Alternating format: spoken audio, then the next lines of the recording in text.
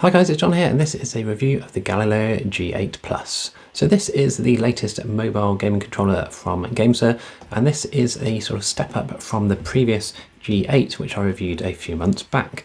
This retails at $79.99, which is about $90, and for that you're getting a wireless Bluetooth controller which works on Android, iOS, Nintendo Switch and on PC. So this is how it comes in the box. Nothing too interesting, but we do get some details here on the side. So you can see here 2.4 gigahertz Bluetooth. We do have swappable A, B, X and Y buttons. So if you're used to or if you want to use it on a Switch, you can do so. The length here is between 110 to 215 millimeters. So you get some nice wide screen devices in here, namely the Switch. We do have Hall effect sticks, which is good. So no worrying about stick drift. And you have a share button or a capture button here for things like Xbox Game Pass. We do also get two mappable buttons as we saw on the G8. One of the main differences here is that we do get rumble motors in either side of the controller here. So let's get it open and see what we get in the box. Right, so here we are, beyond boundless, where possibilities know no limits. So let's have a look inside as well. And you can see here the G8 Galileo branding in the inside of the box.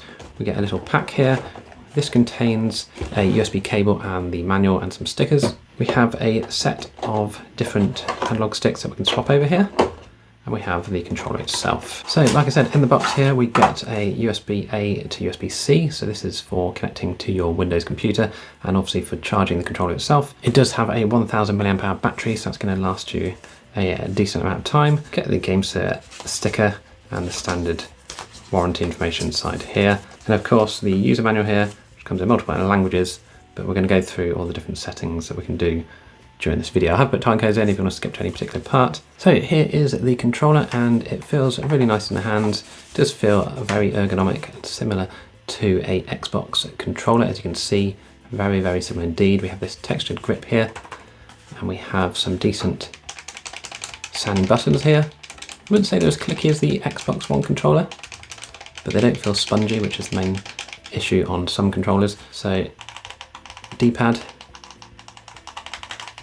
it's very nice and clicky as well.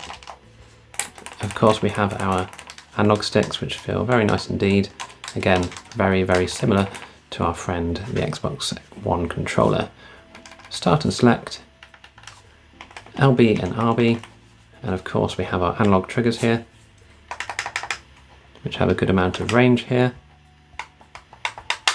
and our mappable back buttons here, R4 and L4. On the bottom of the controller we have a USB-C charging port and the sync button. That's for syncing to your Switch or to your phone. And that is the controller. And you can see how wide it opens here. That's pretty wide. Like I said, it goes up to 215 millimeters. So you can get a nice, decent sized tablet in there, I'd say, as long as you don't go over that sort of 10-inch range. So yeah, it feels really nice. It's not too heavy. You can feel there are those rumble motors in there, so it does add a bit of weight, but overall, a nice weighted controller. Now, the beauty of having a Bluetooth controller is that you don't need to take your phone's case off, so you could just pop your phone in like this with the case on, and you're not going to need to take out the case like you do with USB-C controllers. For the purpose of this video though, I'm going to keep my phone out of its case just because it looks a bit more aesthetically pleasing than having a big thick case on your phone. So let's go over the removal of the plates here. So basically these just pop off the front here. As you can see, they are held on magnetically, and the same on the other side, just like the G8 was. You can see here the magnets here used to secure it to the controller itself. So now we can, if we wish, swap out these analog sticks. So let's say we want to go for one of the other types. So these are all the available ones. We can see here we have our Nintendo Switch style.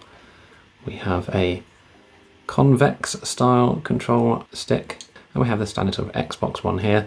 Now you can see the difference between the one that came pre-installed and the one that came in the pack. It's the length here of the stick. So you can have a slightly taller stick if you so wish. So let's go for a little taller one here. And you just line it up, push it down, and that's it. You are good to go. Now you can also swap out the X, B, X and Y, the A, B, X and Y, sorry. If you've got good enough nails to get these out, you can just pop these up and switch them around. Now you can just do this in the software if you don't want to keep taking these off. And it has a software option to swap these out. So let's just swap around anyway, just so you can see how it looks.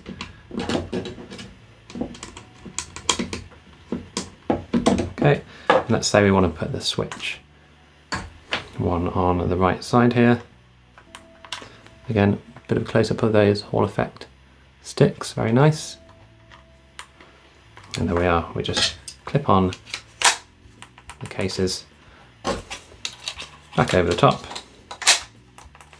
and we are back in business. Okay, we'll just run through the Gamepad Tester and we'll put it into Android mode first. There are the 4 different modes, of course. We've got Android mode, so we press and hold the capture button and hold down A, and you'll see the Gamesir light flash, a sort of yellow colour here. That has now gone into Android standard mode, and once it connects via Bluetooth, we can now see we've got access to our controller in the native Android mode. So you can just test out the buttons here, and you can see the response time here from the Bluetooth. Obviously it's not as instant as USB-C, but it's only small margin difference that you can notice, I think, personally. But yeah, everything is working really nicely here.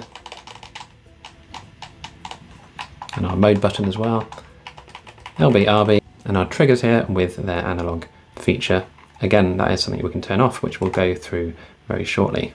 So let's map one of the back buttons here. So all you need to do is you're going to press and hold whichever back button you want to program. So we're going to do the L4 first. So we're going to press and hold that, and we're going to press and hold the M button here. And just watch the light appear. It's a white light. Sorry, press the capture button at the same time. You see here, white light appears. You then press whichever button you want it to map to. So let's say RB or R1. And now when we press the back button here, you'll see we now have R1 lighting up.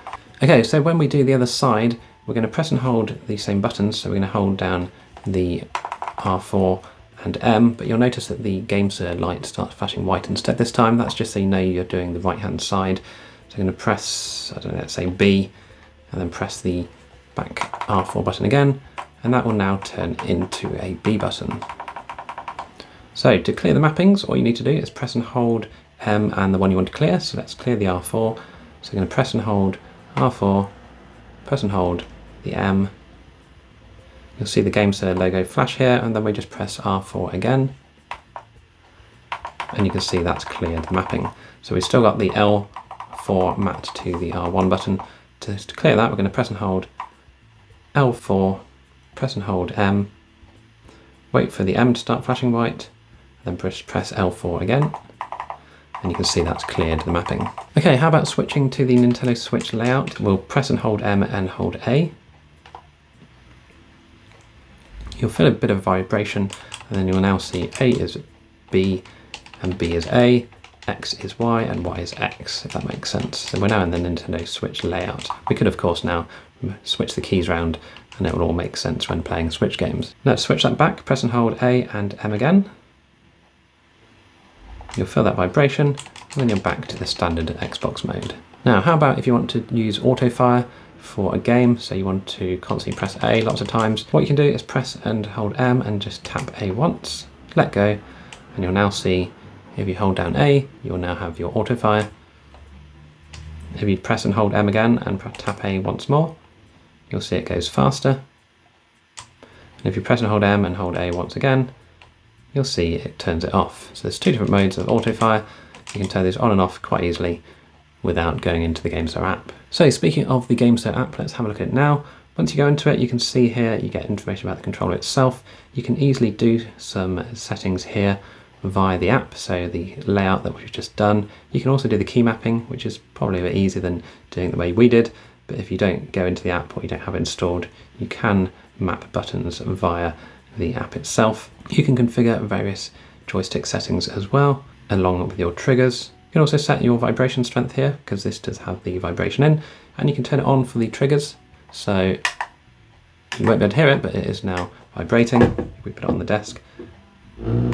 So you can have those on all the time when you're using the triggers if you wish. So this is also where you will launch games for the on-screen mapping. So a game such as Genshin Impact that doesn't have any controller support at all on Android, you can now play games with the built-in preset mappings for the game that you've selected. You can see here it's saying the compatible mode is not selected, or the current mode is not applicable, because you need to change it into the Gamesir mapping mode for that to happen. So it tells you what to do here. You just press and hold the start button and the capture button. That switches it into the Gamesir mode. Now, for some reason on my S23 here, it's also bringing up the power menu. But you can see now we have switched mode. Make sure you sync with Bluetooth once you switch modes, and go back into the app and you'll see you're now connected. So now we can launch Genshin Impact here, and you can see straight away it's put these different mappings on the screen, which are ones that have been preset by people online, which is very nice of them to set them up for you, so you don't have to think about setting them up yourself. You can of course adjust them if you wish and change them to different presets, which I'll show you very shortly. So you can see now, without me doing anything, lifting a finger at all, I can now control Genshin Impact with my controller, and it just makes life a lot easier for old people like me at least, who are used to controllers rather than touchscreens. So you can see here the camera movement can be adjusted. It's maybe not as quick as you may want it, but you can do all those adjustments in the little floating widget here, which pops up. If you tap on it once and click on it, you can adjust everything here that you see. If you click on an option and click settings, you can adjust the speed and all sorts to your own preference. And of course you can go into recommended solution here and see all the other recommended solutions or mappings for this game itself. So people have done ones for different phones, different resolutions, but by default the one that comes with it or starts automatically is normally okay for most phones. Don't forget you need to launch the game from the Gamesir app to make sure it initializes the on-screen mapping. Once you've done that, just play the game as normal. Okay, so here we are in the game, and as you can see, all working very nicely, and the key mapping is pretty good. You can see here I can press on the D-pad here to unlock one of my abilities, and I can press and hold A and left trigger to buy from the shop. So yeah, it's really nice, and it just feels much better with a controller with this game.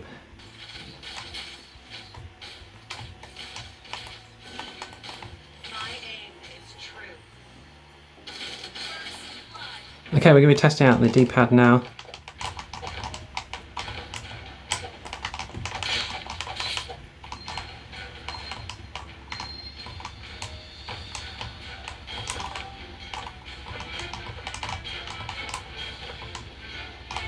And you can see no problems there, even via Bluetooth for a game that requires some great precision. Of course, this works out the box with Xbox Remote Play, along with Steam Remote Play and the like.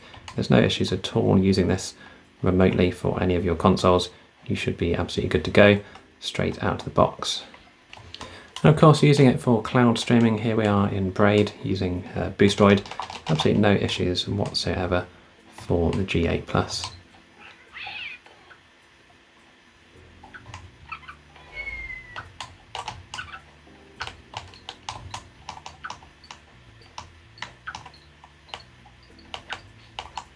Okay, so that is my look and review of the Gamesir G8 Plus. I think it's a really nice Bluetooth controller. The feel of it is good in the hands. The fact it does feel like an Xbox controller does, for me personally, make things much better. Now, $79.99 is a fair amount of money to spend, but I think with that you are getting high quality materials here, as you normally would expect the Gamesir. But obviously you're hoping this is going to last several years at least. You do have those interchangeable Hall effect sticks, which is good, and the swappable A, B, X and Y buttons. So that's another good feature, along with the vibration, which works with cloud streaming as well, as I just experienced on Braid when I got destroyed by a rabbit. So yes, I think this is a decent controller. I'll put a link down below if you want to pick one of these up and support the channel. But if you've got any questions about it, let me know and I'll do my best to answer them where I can. Don't forget to like and subscribe, and I'll see you in the next video.